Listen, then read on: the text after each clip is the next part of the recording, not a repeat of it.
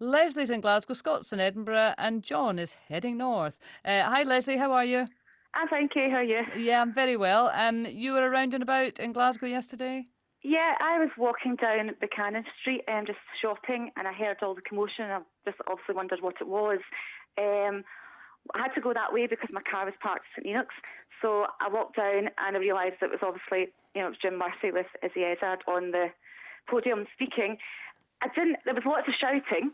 There was lots of, people kind of shouting back and not letting them speak, which I agree with. But I didn't think there was such a big fuss as what the media are making.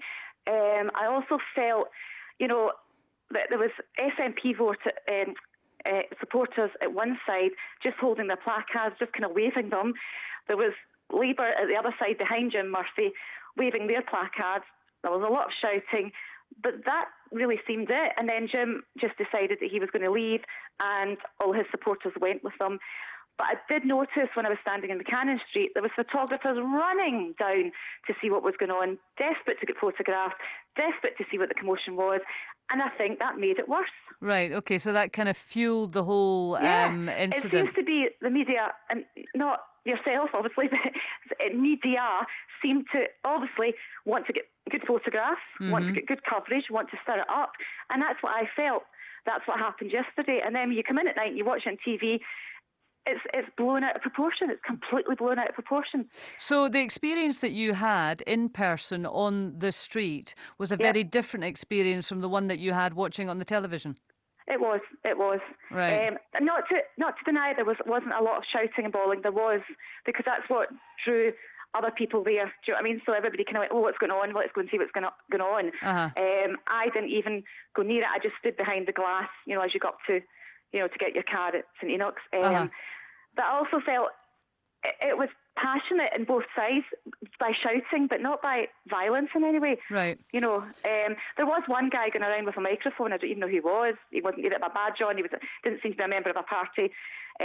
But the guy with the megaphone. Was it a megaphone? We saw that. Yeah. Yeah, he was kind of running around, but it just looked kind of. Right.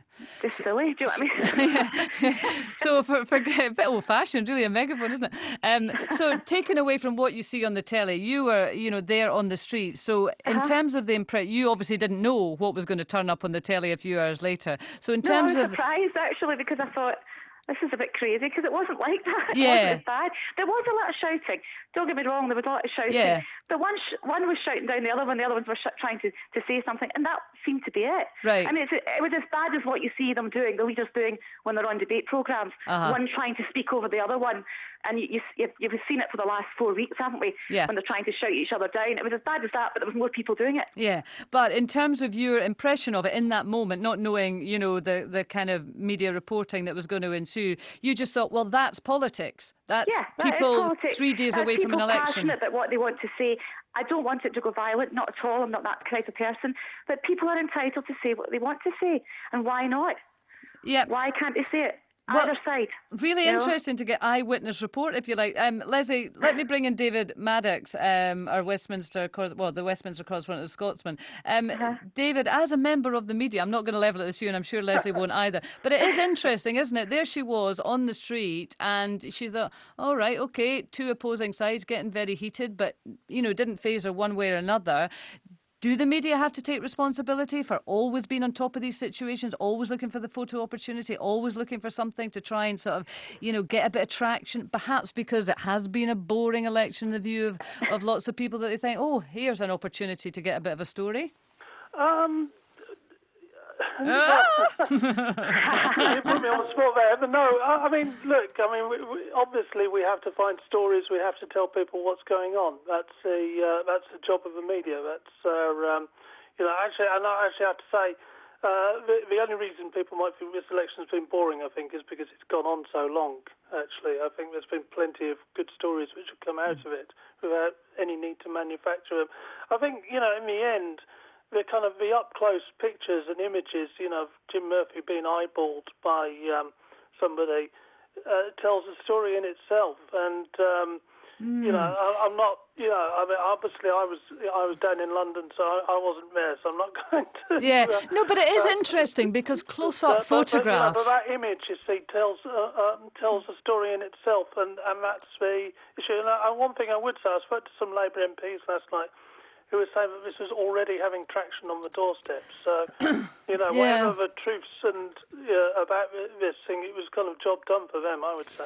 Yeah, but you say there that image tells a story. Yes, do, Lizzie, because I was going to say. Yeah, I just felt when he said, you've got to get a story, you've got to get a picture.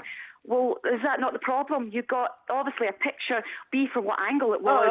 It told a different story. It's our job to tell the story and to. Yeah, I know it's your job, but maybe to tell the correct story would go down well for everybody, because I do feel sometimes we don't tell the correct story. As you said, you were in London, you've seen footage of it, you've seen pictures, it can be edited in a different way. I was standing there thinking, oh, one party's moaning at the other party, they're shouting and bawling as a daft silly guy going around with a megaphone, didn't know who he was, thought it was funny. And then you come home and you watch the 6 o'clock news and it's completely turned around. Why is that? Why do the media do that? The issue with this was that it is a kind of. It was an incident that's happened after a long period of these sorts of incidents happening, and I have to say, from my distant view of it, I don't think it was by any means the worst or incident at all. But that's the issue of it, and when it kicks off again, whether it's just a small group shouting, when you get an image like the image we had of a political leader being eyeballed like that, it tells a story. And whether I mean. But David, we have to come back. There are always different views of these things. Yeah, there are. But David, we have to. It tells a story, but we have to take Lesley at face value. It doesn't. I'm not. No. But I was going to say it doesn't tell the story that Lesley saw. Yeah, and we have to kind of take that, don't we? I went to ask her for a quote, actually. But Leslie, will you be our official eyewitness reporter now? You're very good at it. No, I just believe in the truth. Kaye, I just believe in the truth. And, I'm not going to tell you which way I'm voting, because that's my personal choice, which way I'm voting.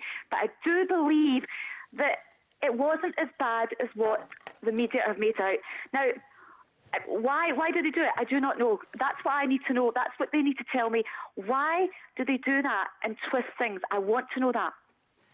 Well, I mean, to be fair, actually, I'm not sure I'd accept that my colleagues in my own paper and other organisations were necessarily twisting things. I mean, there were other eyewitness reports. There were other people saying things. Right. In the end, we have to.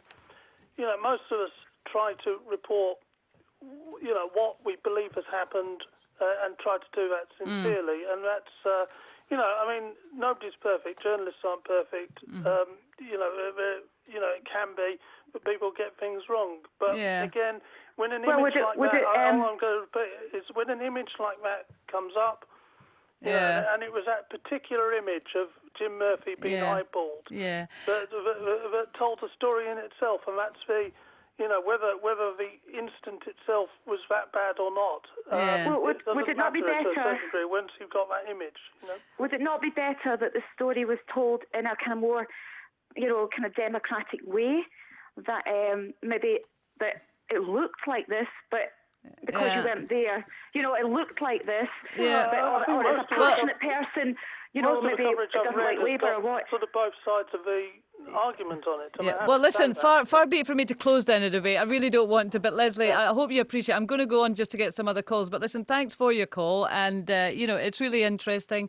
The phone in takes a wee twist. But, I mean, that's great. Well, I've got no problem with that. It's the beauty of live broadcasting. We're looking for your calls, 0500 92 95 00. That's Lesley, who was on the street. There might have been somebody else who's there who's got a completely different view.